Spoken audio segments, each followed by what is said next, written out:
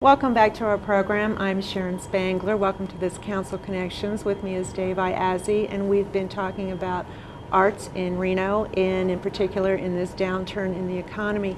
Do you see some other groups that are affiliated with Artown having a harder time coming up with what they need to do in order to become part of Artown this year? Yeah, it's not just to become part of Artown. I think a lot of the nonprofits have had a problem. But the community's been responding. You saw where the Nevada Opera had this plea out to raise some money, and they made that goal. I believe a lot of the funding is drying up because the foundations who traditionally give, they're still giving, but with the stock market, the amount that they can give is less. So they're conversely giving less to certain organizations. So it's very difficult, but I think if you do what you need to do like the opera did and find the niche people who will help support you, I think we'll get through this. I really do. What about the cities, and are there some other sponsorships and grants out there that we're still going to be considering come this coming budget? Fiscal year? Yes.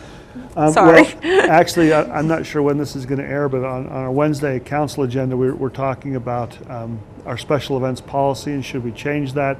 How are we going to help out smaller events? So I'm not sure what the council is going to think about that, but I'm hoping we will relax some of the rules for people to be able to do some of these things and try to reduce the cost to some of these nonprofits that want to go rent the park out or rent out a street or something, and try to help out that way where it doesn't really cost the city dollars per se, it's just some time. You personally, how long have you been interested in art, and why do you think it's so important? Well, when I have been downtown, even before I was on the council, the first year of Artown, I wasn't on the council, and you come and you start seeing people enjoy things, and to me it's about business. Art is not good for business, art is business. And we have to remember that by having people come downtown or to any organization or any part of Reno, Bartley Ranch is part, we do stuff with John Esquaga's Nugget, that helps the business. They want people to have a reason to come to a certain area to help the local coffee shops downtown, or the Nugget wants that kind of help. I think it's very important for our quality of life. It keeps the property values up. To me, art is not just a frivolous thing that the government support. It is what makes our quality of life possible here, why we like things. I've been trying to tell some people, I've gone to both my neighborhood advisory boards and say what might have to get cut and what might not, asking them what they would like for us to look at during the next fiscal year. And I'm trying to make the case that even if we take some money out of road projects, the roads will still be there. They might have a rut in them, they might be a little longer to get the pothole patched, but there still is a road. You still can get to work and you still can get to certain events. But once you cut some of these things off, it would take years and years to get them back up to speed to where they are now. And I've always thought that it's more important to have, I would rather have bad roads with somewhere good to go to than good roads with nowhere to go to. Point well taken. And I think that quality of life issue extends beyond just our citizens, because our community has grown and we've been attracting good business from outside, and I think a lot of those corporate leaders look at what a city has to offer. And we're so lucky with our Philharmonic and our Artown Festival and our opera and things that put us on the map as a first-class city where people can enjoy art and culture.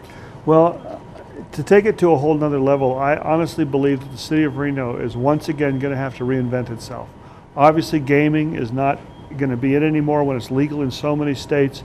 We certainly want it here, not to say that we should just get rid of gaming, but we've got to invent ourselves for some other reason for people to come here and want to live here. And I honestly believe that we're perfectly positioned for that arts and recreation and outdoor lifestyle. I mean, when you can go skiing and see Artown and do golfing, and we have all that stuff right here. It doesn't just have to be gaming for why people would come here and have it generate tax revenue. But I certainly believe that if we could reinvent ourselves, and I'm sort of disappointed that I'm hearing the RSCVA might be moving away from the America's Adventure Place, because I don't think we've capitalized on that enough. But if you look at some of the places in Arizona that capitalized on the arts, And that's all they ever are known for. Santa Fe, New Mexico. That's what you think about it in Santa Fe is the arts.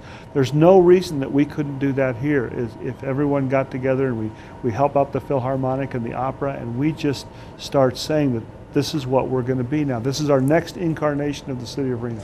Well, it makes sense too, because we've got Burning Man at our back door, and that gets worldwide attention. It certainly does, and that's had a big effect on Reno also, about when people come through, but just attracting artists to Reno to live here, to be closer to Burning Man.